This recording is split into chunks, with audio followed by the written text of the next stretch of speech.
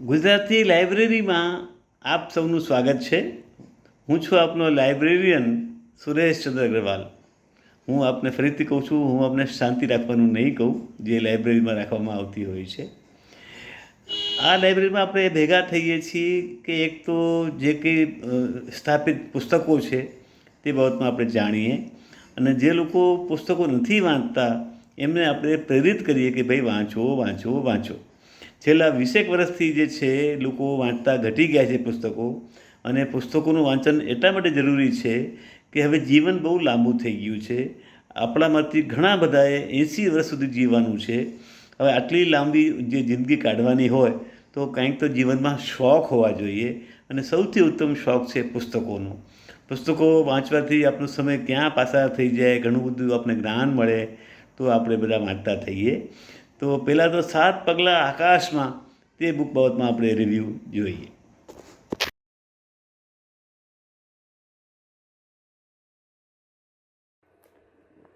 નમસ્કાર. 7 પગલાં આકાશમાં કુન્નિકા કાપડિયા લિખિત આ નવલકથા. કુન્નિકાજીનું હમણાં જ 30 એપ્રિલ 2020ના નિધન થયું, પણ એમની લખેલી આ નવલકથા સ્ત્રીઓના ઉત્કર્ષ માટે હંમેશા ઉલ્લેખનીય રહેશે. એમણે લખેલી આ નવલકથામાં વસુધા એ મુખ્ય પાત્ર છે, અને એની સાથે સંપર્કમાં આવતી અનેક સ્ત્રીઓ જેની અનેક ખૂબીઓ છે, પણ પુરુષ રચિત આ સમાજમાં એ ઘણી બધી ખૂબીઓ પોતાની બહાર નથી લાવી શકતી, એની આવડત બહાર નથી આવતી, અને એનું આત્મસન્માન ઘણી જગ્યાએ નથી જળવાતું. એને અન્યાય થતો હોય છે. આ બધી નાની મોટી વાતો આ નવલકથામાં વણાયેલી છે. વસુધા કે જેને આકાશ ખૂબ જ ગમે છે, સાંજ પડે એ બાલ્કનીમાં જઈને આકાશ જોવા ઈચ્છે છે, પણ એટલો સમય પણ એ પોતાની છાત માટે ફાળવી નથી શકતી.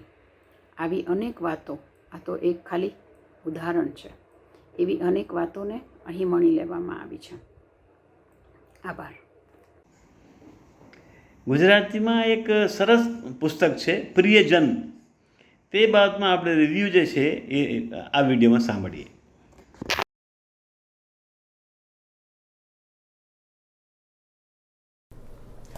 હાય, નમસ્કાર, કેમ છો? મારું નામ છે મહેશ રાજગોર.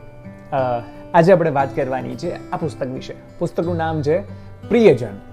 વિનય સંતાણી દ્વારા લખવામાં આવેલું પુસ્તક માત્ર 160 પાનાનું છે. આ પુસ્તકની વાત કરીએ તો આની જે પહેલી આવૃત્તિ હતી એ તો 1980માં આવી હતી, પરંતુ આજે 2024 લગભગ 44 વર્ષ પછી પણ આ પુસ્તક એટલું જ તમને રિલેટેબલ લાગે. આ પુસ્તક જ્યારે વાંચતા હોય ત્યારે પુસ્તકની એવી ઘણી વાતો છે જે મને ખૂબ જ ગમી છે. આમ તો મને જે પ્રેમના પુસ્તકો છે બહુ ઓછા ગમે છે, પરંતુ આ પ્રિયજન વિનય સંતાણીએ લખ્યું છે, બહુ પોપ્યુલર છે. આના વિશે ઘણી વાતો છે. જ્યારે 4 પાત્રો છે, મુખ્યત્વે 4 પાત્રો પર આધારિત છે, જેમાં 2 પાત્રો એ અંદર પ્રત્યક્ષ છે અને 2 પાત્રો પરોક્ષ છે. એક પ્રેમની વાત છે આમાં. એક એવો પ્રેમ જે અધૂરો રહી ગયો છે, પણ એ અધૂરો પ્રેમ હજુય ક્યાંક જીવે છે. તમને એવું લાગે કે તમે જીવનનું સર્વોચ્ચ સુખ માણી રહ્યા છો, અને અચાનકથી એક ચહેરો તમારી આંખોની સામે આવે અને એ સુખ તરત જ આખું દૂર થઈ જાય, ક્યાંય ખીણોમાં ખોવાઈ જાય, ક્યાંક ધુમ્મસની અંદર એ ગાયબ થઈ જાય. એ ચહેરો કોનો હોય? એક વ્યક્તિ પોતાની અંદર કેટલી જિંદગીઓ જીવતો હશે એની વાત આમાં કરવામાં આવી છે.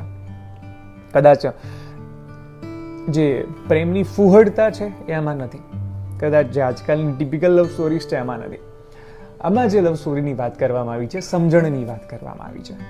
2 વ્યક્તિઓ વચ્ચેની સમજણ, 2 વ્યક્તિઓ વચ્ચેની મર્યાદા, 2 વ્યક્તિઓ વચ્ચેનો અગાઢ પ્રેમ કે જે એકબીજાની અંદર જીવતા રાખે છે. એક એવા પ્રેમની વાત કરવામાં આવી છે કે જે બસ જીવે છે, જે સંબંધનું કદાચ કોઈ નામ નથી. એમાં એક સંવાદ આવે છે જ્યારે નિકેત ચારુને કહે છે કે સુકેતુ આવશે ત્યારે એને શું કહીશ કે આ વ્યક્તિ, અને પછી એ વાક્ય ત્યાં અધૂરું રહી જાય છે. કોણ હોય છે એ વ્યક્તિ? અમુક વ્યક્તિઓ તમારી અંદર જીવતા હોય, પણ એ વ્યક્તિઓ કોણ છે ને તમારા સિવાય બીજું કોઈ ન જાણતું હોય. એની વ્યાખ્યા, એની ડેફિનેશન એ કોઈને ન કહી શકાય. આની અંદર ઘણી વાતો છે. છેલ્લા પાનું જેની પર એક બહુ મસ્ત લાઈન લખેલી છે કે જીવનને ભરપૂર જીવી લીધું હોય, બધું જ સબર હોય, છતાં પાછલી જિંદગીની એક નમતી સાંજે એકાદ ચહેરો મનમાં છલકાઈ જાય એવું બને ત્યારે પ્રશ્ન થાય કે કઈ ક્ષણ સાચી, કે પછી બંને જ સાચી છે. બંને અંદર ઘણી બધી વાતો છે, ઘણી વાત કરવામાં આવી છે. અંદર વિનેશ અંતાણી લખે છે કે જિંદગીમાં બધું પામી લીધું હોય તેમ છતાં પણ કંઈક ન મળ્યાનો ઓથાર બહુ ભારે ભરખમ હોય છે. એક્ઝેક્ટ શબ્દો હું નથી કહી શકો, પણ કંઈક આ રીતનું જ અંદર કહે છે.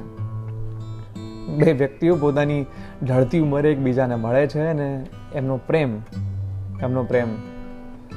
અને એક આ લાઈન છે, જ્યારે હું આ પુસ્તકના પાના ફેરવી રહ્યો છું તો મને દેખાય છે કે અધૂરું તો રહી જ જતું હોય છે નિકેત. કેટલુંક તો શરૂ જ ન થતું હોય, કેટલુંક વચ્ચે અટકી ગયું હોય ને કેટલુંક પછી આગળ કંઈ નથી. આવી ઘણી બધી બાબતો છે જે કદાચ આ પુસ્તક વાંચતી વખતે તમને ફીલ થશે, તમને અનુભવાશે. તો હું કહીશ કે એકવાર આ પુસ્તક વાંચજો, કારણ કે કેટલી નાની નાની વસ્તુઓ એની અંદર લખવામાં આવી છે. મને તાજેતરના જે પુસ્તકો ગમે એમાંનું એક આ પુસ્તક છે, એટલે પ્રિયજન વ્યક્તિગત રીતે મારા દિલની ખૂબ નજીક છે અને મારા વ્યક્તિગત કારણો પણ છે. પણ હા, પુસ્તક બહુ મસ્ત છે, એકવાર વાંચજો. ઘણી બધી વાતો, શબ્દોની અંદર જે લાગણીઓ વ્યક્ત કરવામાં આવી છે, ચહેરાનો ભાવ જે વ્યક્ત કરવામાં આવ્યો છે. જો તમારામાંથી કોઈ સાહિત્યના વિદ્યાર્થી હોય તો પણ આ પુસ્તક વાંચો તો તમને ખબર પડશે કે આ પુસ્તક કઈ રીતના કોઈની લાગણીઓને, કોઈના ભાવને, કોઈના ન હોવા છતાં પણ એ હોય છે, બધી વાતોને રજૂ કરે છે. સો બહુ મસ્ત છે, એટલે એકવાર વાંચી લેજો. ક્યાંથી ખરીદી શકશો, ખરીદવું હોય તો નીચે લિંક આપું છું, ઓજસ બુક્સ ઉપર જઈને તમે આ બુકને પરચેસ કરી શકો છો. પ્રિયજન બહુ મોંઘું નથી, 160 રૂપિયાનું જ છે ખાલી, પણ વાંચો ખરી, મજા આવશે. બસ તો આવા જ વિડીયો સાથે હું તમને મળતો રહીશ ચોપડીની વાતો લઈને મારી સાથે મહેશ રાજગોરની યુટ્યુબ ચેનલ પર. તો સબસ્ક્રાઈબ ના કરી તો કરી દેજો. ત્યાં સુધી આવજો. પુસ્તકોએ ઘણા બધા લોકોના જીવન બદલ્યા છે. ઘણા બધા લોકો મહાન એટલે જ બની શક્યા કે તે લોકોએ અમુક પુસ્તકો વાંચ્યા હતા અને એમાંથી ખૂબ પ્રેરણાઓ લીધેલી હતી. એ બાબતમાં આપણે આ વિડીયોમાં થોડું જાણીશું. કોઈ જાતના શબ્દો નથી એમાં, પણ આપણને ખ્યાલ આવી જશે કે એ પુસ્તકો કેટલા બધા યુઝફુલ થઈ શકે છે આપણી લાઈફમાં, આપણે જાણીએ. અને હું રિપીટ કરી દઉં કે આપ જો પુસ્તકો ન વાંચતા હો તો વાંચતા થઈ જાઓ, આપનું જીવન બદલાઈ જશે. ચાલો મળશું આવતા ઇશ્યુમાં.